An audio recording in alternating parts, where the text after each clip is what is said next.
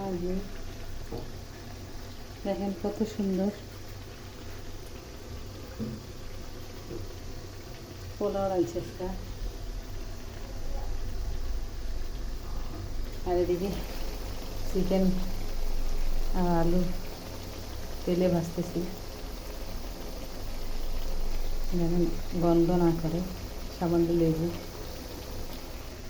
আর এদিকে হচ্ছে পোলাও।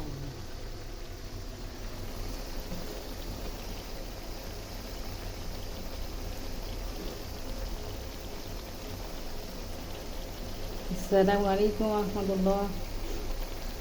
দেখেন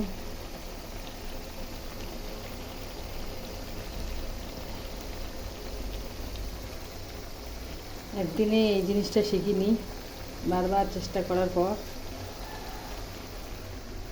আজকে এত সুন্দর ঝরঝরা পোলাও, তারপর চিকেন। আপনারাও ধীরে ধীরে সব কিছু জানতে পারবেন, শিখতে পারবেন। সবাই ভিডিওতে লাইক করেন।